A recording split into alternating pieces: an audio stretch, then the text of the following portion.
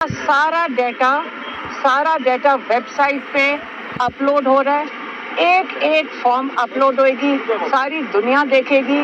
और ये इनके ऊपर ये इनकी भूल है कि आपका ख्याल है कि जो असेंबली लग गई है, सारा मैंडेट लोग अपना मैंडेट वापस लेंगे। ये कोई 5 साल की बात नहीं है, कई महीनों की बात नहीं है।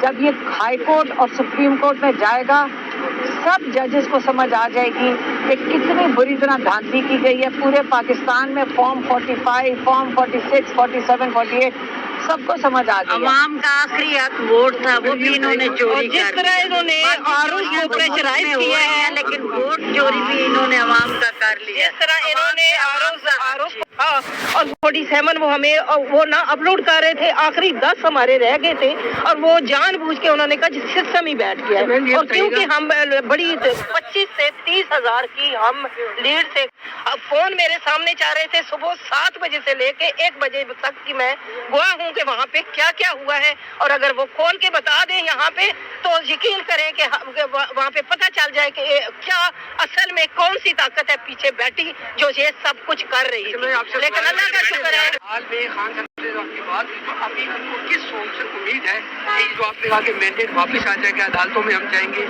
अभी खान साहब को एक चीज मेरी बात सुन लें, मैं आपको एक दफा आप बात सुन लें। ये मैंडेट है किसका? हम लोगों का है, अवाम का है।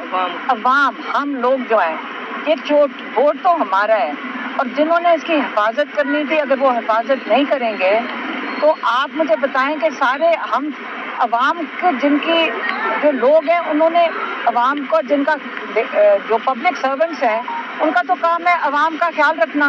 और अगर वो उसका वोट चोरी का तहफ़्फ़ुज़ नहीं कर सकते तो मेरा तो ख्याल है ये मैंने पहले भी कहा है कि पूरे सिस्टम को जो हमारा ख्याल नहीं रख सकता उसको रद्दी की टोकरी में फेंक दो और दोबारा शुरू करें। यही हम कह सकते हैं।